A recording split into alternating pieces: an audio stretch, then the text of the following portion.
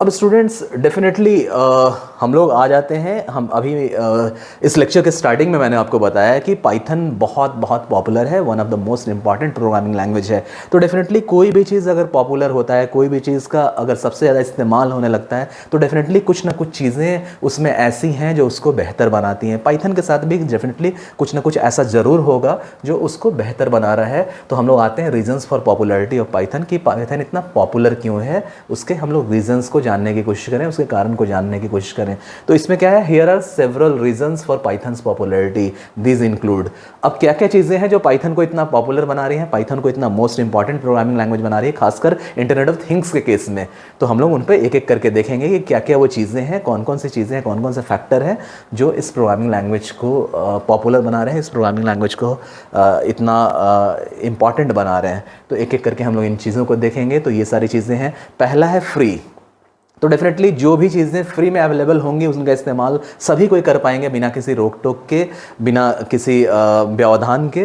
तो definitely free होना अपने आप में एक ऐसी चीज़ है जिसकी वजह से पाइथन पॉपुलर हो रहा है। और भी बहुत सारी चीज़ें हम लोग देखेंगे। तो फ्री में भी क्या है कि Python is free to use and distribute and is supported by community. तो पाइथन डेफिनेटली क्या है, फ्री टू यूज़ है, ठीक है, और फ्री टू डिस्ट्रीब्यूट है। आपने देखा होगा कि कहीं कहीं सारी चीज़ें हमें फ्री में नहीं मिलती है। जैसे आपने देखा होगा कि आप कोई भी लैपटॉप खरीदो या कोई भी आप डेस्कटॉप खरीदो, अगर आपका सिस्टम विंडोज़ ऑपरेटिंग सिस्टम पे है तो विंडोज़ ऑपरेटिंग सिस्टम को अलग से आपको परचेज करना पड़ता है, या अगर मशीन के कॉस्ट के साथ वो इंक्लूडेड है, यानी कहीं ना कहीं उस विंडोज़ ऑपरेटिंग सिस्टम को हम इस्तेमाल करें तो उसके लिए हम पे कर रहे हैं, वो फ्री नहीं है। ना ही हम उसको डिस्ट्रीब्यूट कर सकते हैं, जैसे हमने खरीदा और उस सॉफ्टवेयर को किसी और को हम दे पाएँ, वो भी नहीं पॉसिबल है। हर पर्सन को इंडिविजुअली परचेज करना होगा, या कंप्यूटर के साथ मान लो पहले से ही वो उसका प्राइस इंक्लूडेड है, तो कंप्यूटर का प्राइस पे करके कहीं ना कहीं उस ऑपरेटिंग सिस्टम को भी हम परचेज कर रहे हैं, यानी वो फ्री नहीं है। फ्री हमें भी अवेलेबल नहीं है और हम किसी को डिस्ट्रीब्यूट ना कर सकें, वो भी चीज़ें, वो भी प्रोविज़न उसमें नहीं है। विंडोज़ ऑपरेटिंग सिस्टम के साथ आप सबने ऐसा देख रखा होगा। जो हम लोग देखते हैं कि माइक्रोसॉफ्ट का विंडोज़ हमें इस्तेमाल करना है या किसी को देना है तो हमें परचेज करके ही देना होगा। लेकिन इसके साथ क्या है कि पाइथन के साथ फ्री है, और फ्री में भी उसका मतलब क्या है कि फ्री टू यूज़, इस्तेमाल करने के लिए भी फ्री है, डिस्ट्रीब्यूट किसी को देने के लिए, किसी को ट्रांसफ़र करने के लिए भी ये फ्री है, कोई रेस्ट्रिक्शन नहीं है। यानी Python is free to use and distribute and is supported by community. और इसके लिए एक कम्युनिटी बनी हुई है। जो जो लोग पाइथन का इस्तेमाल कर रहे हैं उनकी बहुत सारी कम्युनिटीज़ बनी हुई हैं, और इसके इस्तेमाल का जो जो इनोवेटिव आइडियाज़ या जो भी इनोवेटिव तरीका लोग कर रहे हैं वो एक दूसरे से एक्सचेंज कर पाते हैं, सो दैट जो इन्वेंशन या जो कोई इनोवेशन नया हुआ वो दूसरे लोगों को बताया जा सके, सो दैट कि उस इनोवेशन, उस इनोवेटिव आइडिया का इस्तेमाल वो भी अपने लाइफ में कर सकें, वो भी अपने प्रोग्रामिंग के लिए कर सकें। तो ये सारी चीज़ें इसमें है। दूसरा क्या है, Python interpreter is available for every major platform. और पाइथन के इंटरप्रेटर्स जो है ना वो हर मेजर प्लेटफॉर्म के लिए अवेलेबल हैं। ये भी चीज़ पाइथन को खास बनाता है। आगे क्या है, बी पॉइंट में हम लोग अगर देख लें तो सॉफ्टवेयर क्वालिटी। सॉफ्टवेयर क्वालिटी में क्या है, better than traditional and scripting languages. तो पाइथन क्या है, पाइथन के में अगर हम लोग देखें तो पाइथन के पॉपुलर होने का एक रीज़न ये भी है कि इसकी सॉफ्टवेयर क्वालिटी बहुत इंप्रूव्ड है, और डेफिनेटली जो पुराने पारंपरिक रूप से चलने वाले जो स्क्रिप्टिंग लैंग्वेजेस हैं उनसे बेहतर है। इसमें क्या है, अब बेहतर क्यों है, तो रीडेबल कोड है, हेंस रीयूजेबल एंड मेंटेनेबल। तो इसमें क्या है, जो कोड्स हैं वो रीडेबल हैं। डेफिनेटली प्रोग्रामिंग में जो हम कोड यूज़ कर रहे हैं, कोड का अगर मतलब भी निकले कुछ रिलेवेंट हमारे लैंग्वेज के हिसाब से, तो उस कोड की सार्थकता बढ़ जाती है। जैसे कोई भी कमांड दे रहे हैं, जैसे मान लो हम इंस्ट्रक्शन दे रहे हैं राइट, ठीक है, या हम इंस्ट्रक्शन दे रहे हैं प्रिंट, ठीक है, तो हम समझते हैं कि हमारे लैंग्वेज में प्रिंट का मतलब है कि चीज़ों को अगर किसी पेपर पे प्रिंट करें या किसी डिस्प्ले स्क्रीन पे हम डिस्प्ले कराएं, ठीक है। तो प्रिंट रिलीवेंट है। प्रिंट का कोड जो हम प्रोग्रामिंग लैंग्वेज में यूज़ कर रहे हैं उसका हमारे लैंग्वेज में भी जो मतलब है उस मतलब से ही दोनों का रिलेशन है। यानी हमारे लैंग्वेज में प्रिंट का मतलब होता है चीज़ों को प्रिंट कराना, या तो पेपर पे या किसी स्क्रीन में डिस्प्ले कराना। प्रोग्रामिंग लैंग्वेज में भी प्रिंट का वही मतलब है कि चीज़ों को यहाँ डिस्प्ले कराना। तो हमारे लिए रिलेट करना आसान होता है, चीज़ों को कॉम्प्लिकेट नहीं कर रहे हैं बल्कि हम लोग चीज़ों को सिंपल बना के चल रहे हैं। तो ऐसे लैंग्वेज को हम इस्तेमाल करें जिसके टर्म्स, जिसकी टर्मिनोलॉजी हमारे अपने लैंग्वेज से रिलीवेंट हो, हमारे अपने लैंग्वेज से मेल खाता हो। शब्दों का जो मतलब उस प्रोग्रामिंग लैंग्वेज में है हमारे रियल लाइफ के शब्दों में भी उनका मतलब वही है, तो हमारे लिए उन प्रोग्राम को यूज़ करना आसान हो जाएगा। अब जैसे कुछ कुछ चीज़ें हैं, जैसे आपने देखा होगा कि सी प्रोग्रामिंग लैंग्वेज में लोग यूज़ करते हैं, कैनियो करके कुछ यूज़ करते हैं, ठीक है, और भी कुछ ऐसे टर्म्स यूज़ करते हैं जिनका हमारे इंग्लिश लैंग्वेज से कोई मतलब नहीं है, वो अलग ही टर्म है। तो डेफिनेटली उन चीज़ों को रिमेंबर कर पाना, रिलेट कर पाना उन्हें समझ पाना मुश्किल होता है। लेकिन ऐसे कोड का हम इस्तेमाल करें जिनका मतलब उस प्रोग्रामिंग लैंग्वेज में और हमारे रियल लाइफ लैंग्वेज में सेम है, तो हमारे लिए उसको याद कर पाना, रिलेट कर पाना, उसको समझ पाना, उसका इस्तेमाल कर पाना हमेशा बेहतर होगा। तो पाइथन की एक चीज़ बेहतर, पाइथन में एक चीज़ बेहतर ये भी है कि इसके कोड जो है वो रीडेबल है, हमारी लैंग्वेज में उनको समझ के उसका मतलब समझा जा सकता है। जैसे प्रोग्रामिंग लैंग्वेज में अगर कोई टास्क हम दे रहे हैं ना, अगर कोई हम टास्क दे रहे हैं, मान लो एलईडी को हम ग्लो करा रहे हैं, ठीक है, और डिजिटल सिग्नल हम दे रहे हैं हमारे ऑर्डिनो के बोर्ड पे, अगर किसी पिन से हम डिजिटल सिग्नल दे रहे हैं तो वहाँ हम लोग डिजिटल राइट लिखेंगे। डिजिटल राइट तो हमें समझ में आ रहा है कि डिजिटल पिन से हमने कनेक्ट किया है और कोई चीज़ हम उस पिन से सिग्नल दे रहे हैं जो कि राइट में किसी चीज़ को डिस्प्ले कराने में यूज़ होगा। तो डेफिनेटली डिजिटल राइट वर्ड को हम इंग्लिश में अपने वोकेबुलरी से या अपने लैंग्वेज से समझ सकते हैं कि उसका मतलब क्या है, तो हमारे लिए रिलेट करना आसान होगा। लेकिन वही डिजिटल पिन से सिग्नल लेने को कुछ हम ऐसा नाम दे दें जो हमारे लैंग्वेज में कहीं है ही नहीं, मान लो कुछ भी ओपीओ या पीएसपीओ, कुछ भी हम उसका नया नाम दे दें तो हमारे रिलेट करना मुश्किल होगा, क्योंकि पीएसपीओ हमारी इंग्लिश लैंग्वेज का कोई वर्ड नहीं है, उसका कोई मतलब नहीं निकलता है। तो डेफिनेटली ऐसे प्रोग्रामिंग लैंग्वेज कॉम्प्लिकेशन क्रिएट करेंगे, आपको चीज़ों को याद करना थोड़ा सा मुश्किल होगा, रिलेट करना थोड़ा सा मुश्किल होगा। तो पाइथन के साथ एक खासियत ये भी है कि इसके कोड जो है रीडेबल हैं हमारे लैंग्वेज में भी, और डेफिनेटली रीयूजेबल और मेंटेनेबल हैं, उनको हम कई बार इस्तेमाल कर सकते हैं, कई जगह इस्तेमाल कर सकते हैं, और उनसे हम और भी बेहतर फ़ायदा उठा सकते हैं अपने रियल लाइफ में। आगे क्या है, support for advance reuse mechanism, और इसमें क्या है, सॉफ्टवेयर क्वालिटी बेहतर कैसे है पाइथन की, तो यहाँ सपोर्ट अवेलेबल है एडवांस रीयूज़ मैकेनिज्म। मैंने आपको पहले ही बताया कि कम्युनिटीज़ बनी हुई हैं, साथ साथ पाइथन के अपने सपोर्ट्स चैनल्स अवेलेबल हैं जिनसे आपको इन कोड्स का इस्तेमाल करने में आपको हेल्प भी मिलेगा और आपके लिए और बेहतर आइडियाज़ जो अवेलेबल हैं वो आपको मिल पाएंगे। सी पॉइंट में हम आ जाते हैं। सी पॉइंट में क्या है, डेवलपर प्रोडक्टिविटी, यानी जो डेवलपर्स हैं जो उस लैंग्वेज का, प्रोग्रामिंग लैंग्वेज का इस्तेमाल कर रहे हैं अलग अलग एप्लीकेशंस में, उनकी प्रोडक्टिविटी से जुड़ी हुई चीज़ें भी पाइथन प्रोग्रामिंग लैंग्वेज को खास बनाती हैं, पाइथन प्रोग्रामिंग लैंग्वेज को पॉपुलर बनाती हैं। अब उनमें क्या क्या है, कौन कौन से पॉइंट्स हैं वो भी हम लोग देख लेते हैं। डेवलपर प्रोडक्टिविटी में कौन कौन से पॉइंट्स हैं उनको भी हम लोग देख लेते हैं। तो इसमें क्या है, much better than statically typed languages. तो डेफिनेटली पाइथन जो है स्टैटिकली टाइप्ड लैंग्वेजेस से बेहतर है। आगे हम लोग देखेंगे स्टैटिकली टाइप लैंग्वेजेस और डायनामिकली टाइप लैंग्वेजेस का मतलब क्या है वो भी हम लोग आगे देखेंगे, ठीक है। अभी हम लोग इतना समझ लें कि स्टैटिकली टाइप लैंग्वेजेस जो कन्वेंशनल रूप से, पारंपरिक रूप से यूज़ होते हैं, उनसे ये मच बेटर है, उनसे ये ज़्यादा बेहतर है, ठीक है। मच स्मॉलर कोड, पाइथन में हम जो कोड यूज़ करते हैं ना, जो कोडिंग यूज़ करते हैं, जो प्रोग्रामिंग लैंग्वेज, उसके कोड्स बहुत छोटे छोटे हैं।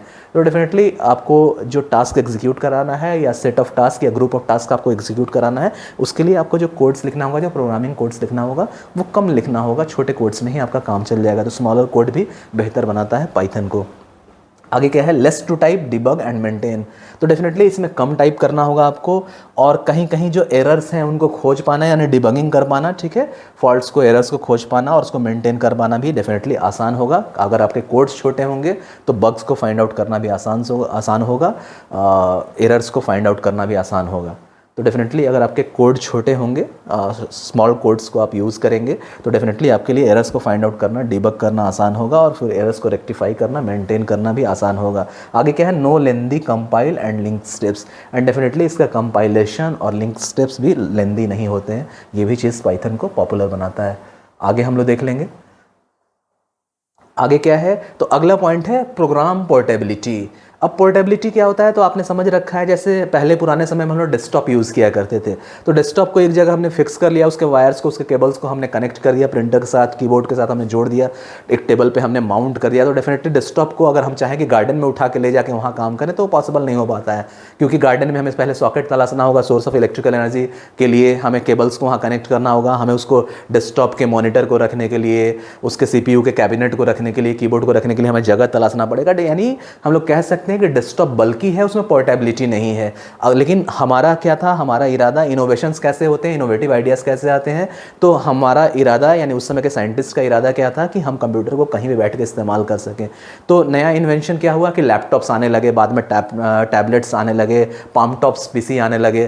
तो लैपटॉप के आने से क्या हुआ कि कंप्यूटर की पोर्टेबिलिटी हो गई। अब वो छोटा सा कंप्यूटर जो जिसमें आपके डेस्कटॉप के सारे फीचर्स हैं अब पोर्टेबल हो गया, यानी आप उसको कैरी करके कहीं भी ले जा सकते हो। आपको ना केबल्स कनेक्ट करने की ज़रूरत है, ना सोर्स ऑफ इलेक्ट्रिकल एनर्जी से लेने की ज़रूरत है। उसके अंदर बैटरी इनबिल्ट है, सारे फंक्शंस उसके अंदर हैं। यानी कहीं ना कहीं लैपटॉप को इस्तेमाल करने से डेस्कटॉप के सारे फीचर्स को भी हमने लिया और साथ साथ हमने एक पोर्टेबिलिटी इस्टेब्लिश कर लिया, यानी लैपटॉप पोर्टेबल फॉर्म है आपके कंप्यूटर का, कहीं भी हम उसको ले जाके कहीं भी सहूलियत इस्तेमाल कर सकते हैं। तो यहाँ भी क्या है, प्रोग्राम की पोर्टेबिलिटी, यानी Python programs run unchanged on most platforms. अब प्रोग्राम की पोर्टेबिलिटी भी, यानी एक प्रोग्रामिंग हम करें और अलग अलग डिवाइसेस में जहां चाहे उसको इस्तेमाल कर सके। उस प्रोग्राम को कैरी करा के हम लैपटॉप में भी यूज़ कर लें, हम रास्पबेरी पाई के मॉड्यूल में यूज़ कर लें, हम एंड्रॉइड के मॉड्यूल में यूज़ कर लें।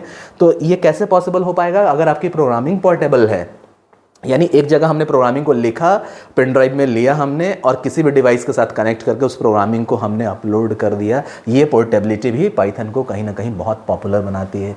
आगे क्या है, Python runs on every major platform currently in use. और पाइथन डेफिनेटली, मैंने आपको पहले भी बताया था कि इंटरनेट ऑफ थिंग्स के कैरेक्टरिस्टिक्स को हम लोग देख रहे थे, तो वहाँ कंपेटेबिलिटी एक फीचर था जो कि बहुत बहुत इंपॉर्टेंट है कि चीज़ें, अलग अलग चीज़ों को, अलग अलग थिंग्स को हम आपस में कनेक्ट कर रहे हैं। वो अलग अलग हार्डवेयर मॉड्यूल्स के हो सकते हैं, अलग अलग सॉफ्टवेयर प्लेटफॉर्म्स के हो सकते हैं, अलग अलग कनेक्टिविटी प्लेटफॉर्म्स उनके हो सकते हैं, अलग अलग कनेक्टिविटी मॉड्यूल्स हो सकते हैं, लेकिन सब आपस में एक दूसरे के लिए कंपेटेबल हो, सबका कनेक्शन हम एक दूसरे से स्टैब्लिश कर सकें और सब में डेटा का ट्रांसफर, डेटा का एक्सचेंज, इंफॉर्मेशन का एक्सचेंज, कमांड एंड कंट्रोल का एक्सचेंज बिना किसी हिंड्रेंस के, बिना किसी ऑब्स्टकल के, बिना किसी रुकावट के, बाधा के सीमलेसली हो सके।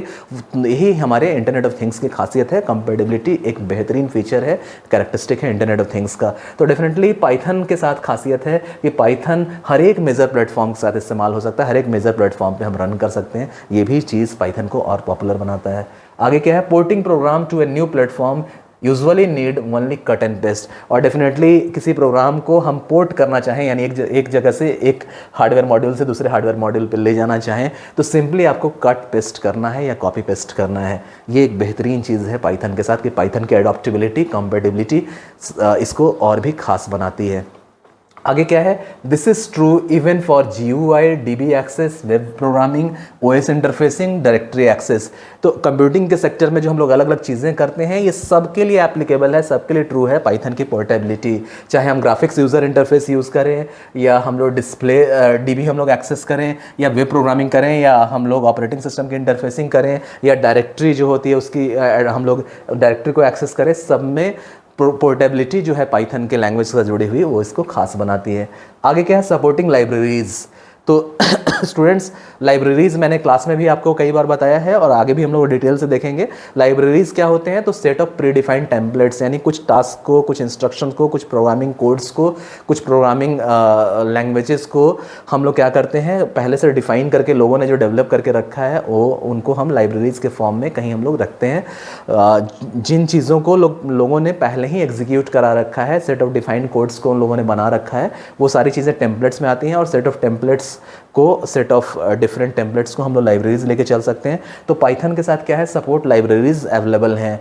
अब इसमें क्या है कि strong library support from text pattern to matching to networking. तो यहाँ क्या है, पाइथन के साथ जुड़ा हुआ स्ट्रॉन्ग लाइब्रेरी प्लेटफॉर्म है। जैसे कि स्टूडेंट्स, मैंने आपको प्रैक्टिकल में समझाया था कि किस तरह से हमने जो सेंसर्स को बनाया था। तो IR सेंसर जो हमने बनाया था, हमारा इंटेंशन था कॉन्टैक्टलेस IR थर्मोमीटर बनाने का। तो वहाँ हमने जो सेंसर को यूज़ किया था वो एक डेवलपमेंट बोर्ड बनाने की कंपनी है एडाफ्रूट। तो एडाफ्रूट का वो MLX 90614 IR सेंसर था। तो डेफिनेटली उस सेंसर को इस्तेमाल करने के लिए, उस सेंसर के लिए जो जुड़े हुए प्रोग्रामिंग के कोड्स थे, तो जिन लोगों ने उसको डेवलप किया उन प्रोग्रामिंग के प्री डिफाइंड कोड्स को पहले से उन्होंने लिख रखा था, वो उसकी लाइब्रेरी है। तो डेफिनेटली उसको अगर हम आर्डिनो में इस्तेमाल करेंगे अपने पास, तो डेफिनेटली उन इंस्ट्रक्शन की ज़रूरत होगी। तो उन सारे इंस्ट्रक्शंस को फिर से लिखने के झंझट से बचने के लिए हमने क्या किया, उसके लाइब्रेरी को इंपोर्ट कर लिया और उसके लाइब्रेरीज में उससे जुड़े हुए जितने भी इंस्ट्रक्शंस हैं और उन इंस्ट्रक्शन के करस्पॉन्डिंग जितने भी साइकिल्स ऑफ ऑपरेशन हमारे बोर्ड में होने वाले हैं, उनका वो प्री डिफाइंड कोड है। अब जैसे थोड़ा सा आपको कॉम्प्लिकेटेड लग रहा होगा इन चीज़ों को सुन के, मैं आपको आसान बना दूं लाइब्रेरी और टेम्पलेट के बारे में। एक सिंपल एग्जांपल मैं देके चलता हूं।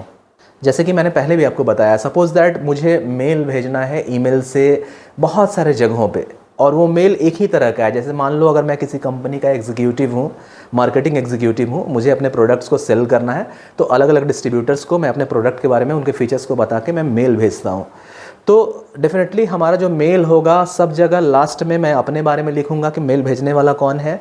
तो मैं लिखूंगा कि विथ रिगार्ड्स, जो भी मेरा नाम है, जो भी मेरा पोस्ट है, मैनेजर ये, मैनेजर सेल्स या मैनेजर मार्केटिंग करके। अब डेफिनेटली अलग अलग डिस्ट्रीब्यूटर्स हैं, सबको मैं ही मेल भेज रहा हूँ, तो डेफिनेटली हर जगह मेरा परिचय तो एक ही होगा कि my name is this, with regards जो भी है Abhishek Kumar, production manager and something, वो तो सबके लिए कॉमन होगा।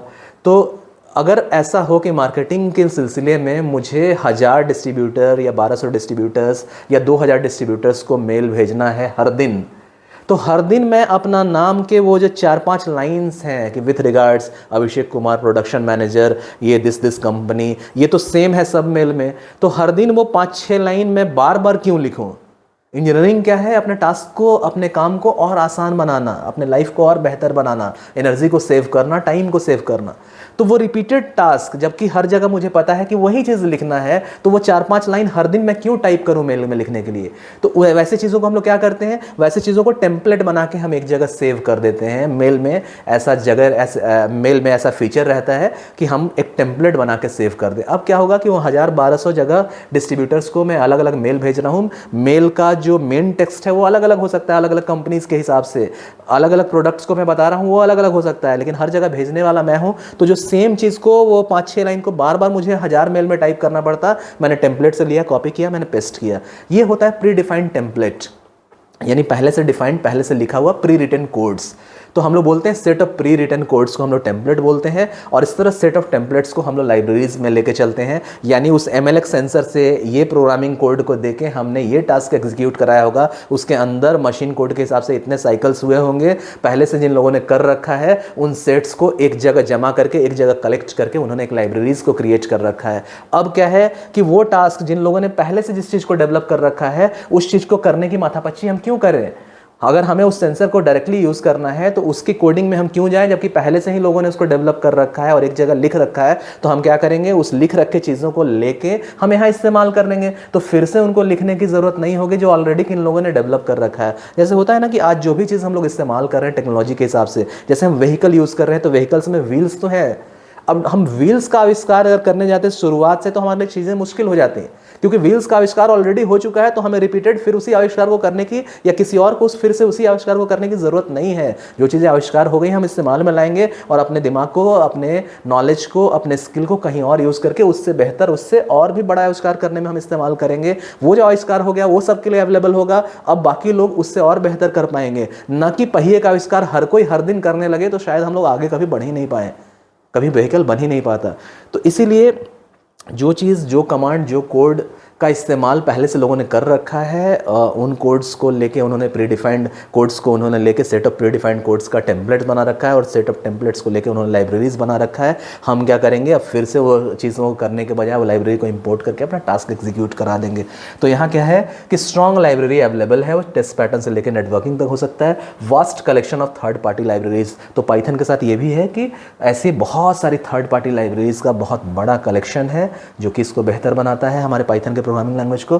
साथ साथ libraries for website construction, numeric programming, game development, machine learning, इन सब के लिए लाइब्रेरीज पाइथन में अवेलेबल है, और वो भी बहुत अवेलेबल है। थर्ड पार्टी लाइब्रेरीज कि जो ना पाइथन लैंग्वेज को डिवाइस करने वाली कंपनी का है, ना हमारा है, हम यूज़र हैं, किसी थर्ड पार्टी का बनाया हुआ है जिसको हम इस्तेमाल कर ले रहे हैं।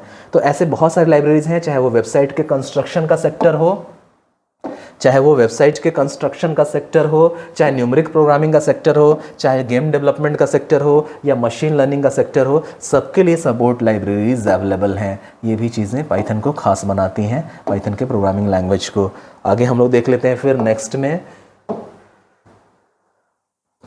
तो नेक्स्ट में क्या है, कंपोनेंट इंटीग्रेशन। अब डेफिनेटली हम लोग बहुत सारे डिवाइसेस को कनेक्ट कर रहे हैं, तो हमें चीज़ों का इंटीग्रेशन लेके चलना होगा, सबको एक साथ जोड़ के लाना होगा। तो इसमें क्या है, can invoke C++ libraries and Java components. तो पाइथन के साथ खासियत है कि ये C programming language, C++ programming language और जावा की चीज़ों को भी एक साथ समावेश करके यहाँ पे इस्तेमाल किया जा सकता है, उनको इंटीग्रेट कराया जा सकता है, उनको एक साथ जोड़ा जा सकता है अपने बेहतर इस्तेमाल के लिए।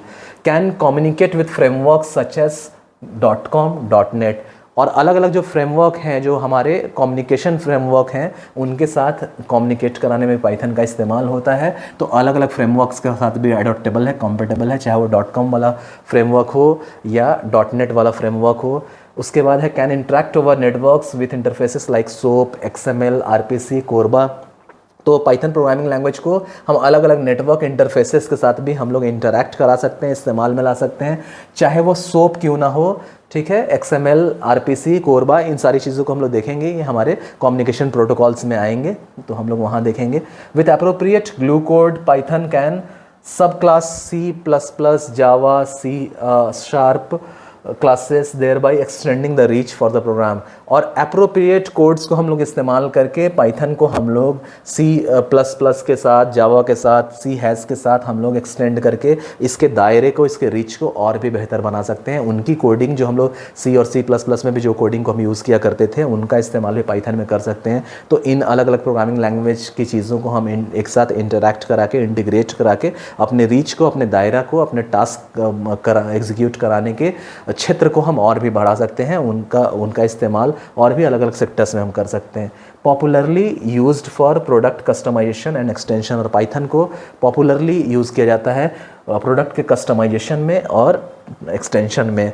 तो इन चीज़ों में भी पाइथन का इस्तेमाल होता है कि प्रोडक्ट का हम एक्सटेंशन कर सकें, प्रोडक्ट का कस्टमाइजेशन कर सकें। कस्टमाइजेशन क्या होता है? चीज़ों को अपने हिसाब से इस्तेमाल कर पाना, अपने हिसाब से, अपनी सहूलियत के हिसाब से, अपनी ज़रूरतों के हिसाब से डिज़ाइन कर पाना। जैसे सपोज दैट ये टी-शर्ट है, तो टी-शर्ट ये जनरली अवेलेबल है मार्केट में सबके लिए, लेकिन सपोज दैट इस तरह के टी-शर्ट कोई स्कूल अपने स्टूडेंट्स के लिए बनवाना चाहे और स्टूडेंट्स की स्पोर्ट्स एक्टिविटी के लिए बनवाना चाहे, तो वो स्कूल क्या कर सकता है, ऐसे टी शर्ट बनाने वाली कंपनी से कांटेक्ट करके वो यहाँ पे अपना लोगो प्रिंट करवा सकता है। तो हुआ क्या, उस टी शर्ट का उस स्कूल ने अपने हिसाब से कस्टमाइजेशन कर लिया अपनी ज़रूरतों के हिसाब से, क्योंकि वो टी शर्ट वैसे बहुत सारे टी शर्ट्स को अपने स्टूडेंट्स में उसे डिस्ट्रीब्यूट कराना है और अपने स्कूल की एक यूनिक पहचान देनी है। तो उसने क्या किया कि टी शर्ट बनाने वाली कंपनी ने, जो इन जनरल सबके लिए टी शर्ट बनाया करती थी ऐसे, अब पर्टिकुलरली उस स्कूल के लिए, स्कूल के लोगो प्रिंट वाला टी शर्ट बना रही है। इस चीज़ को हम लोग बोलते हैं कस्टमाइजेशन, यानी अपनी ज़रूरतों के हिसाब से चीज़ों को रीडिज़ाइन करवाना। तो पाइथन की खासियत है कि कस्टमाइजेशन में, प्रोडक्ट डिज़ाइन में भी इसका बहुत ज़्यादा इस्तेमाल होता है, ठीक है। और बाद में लास्ट में हम लोग आते हैं, वो क्या है, इन्जॉयमेंट। होता क्या है ना, इन्जॉयमेंट हमारे लाइफ का एक हिस्सा है, वो बहुत ज़रूरी भी है कि हम अपने लाइफ को बेहतर तरीके से जी सकें, इन्जॉय कर सकें। तो होता क्या है कि कभी कभी लोग कोई चीज़ें शौकिया भी किया करते हैं, तो इन्जॉयमेंट के लिए भी यूज़ होता है, इसलिए कि आपको ये इन्जॉयमेंट प्रदान करता है। यानी पाइथन लैंग्वेज को डेफिनेटली किसी चीज़ को हम इस्तेमाल करेंगे और वो चीज़ हमें टेंशन नहीं दे रही है या वो चीज़ हमें परेशान नहीं कर रही है, उस चीज़ को करने के लिए हमें बहुत माथापच्ची नहीं करना पड़े, वो चीज़ आसान हो, तो हमें मज़ा आएगा, हमें चीज़ें अच्छी लगेंगी। पाइथन के साथ ये भी खासियत है। क्या खासियत है कि ईज़ ऑफ यूज़ है, इसे इस्तेमाल करना आसान है, ठीक है। बिल्ट इन टूल सेट, इसके अपने टूल सेट जो हैं वो इसके अंदर अवेलेबल हैं। और programming becomes pleasure than work. अब हमेशा होता क्या है कि आपको हमेशा सिखाया जाता है, जब आप जॉब के बारे में सुनते हो तो बहुत सारे जो इन्फ्लुएंसर हैं आपको बताते हैं कि जॉब को ऐसे लेके चलो कि वो बोझ ना लगे, जॉब को ऐसे लेके चलो जो आपके लिए खेल की तरह लगे, जॉब ऐसा चुनो जिसमें आपको मज़ा आए, जिसमें चीज़ें बेहतर लगे, आपके लिए वो जॉब बोझ नहीं होगा, आपके लिए वो हॉबी की तरह हो जाएगा, आपका इंटरेस्ट क्रिएट होगा, वो जॉब करना आपके लिए आसान हो जाएगा। तो डेफिनेटली वैसी चीज़ें जो आपको बोझ न लगे, वैसी चीज़ें जो आपको करने में अच्छा लगे, वो हर कोई वैसे जॉब को प्रेफर करेगा, वैसे काम को करना चाहेगा।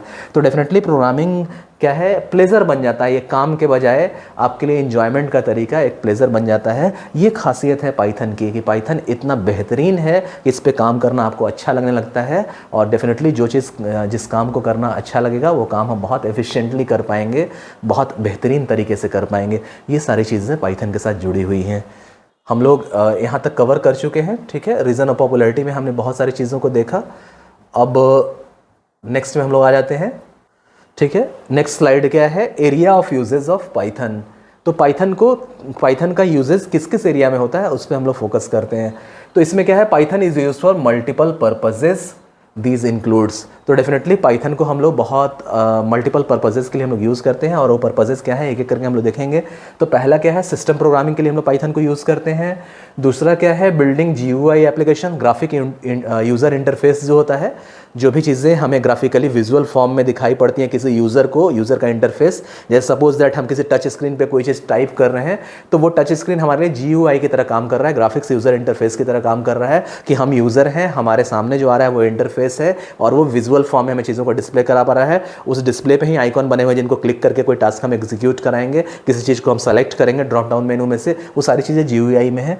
तो GUI यानी ग्राफिक्स यूज़र इंटरफेस को डेवलप करने में पाइथन का इस्तेमाल होता है।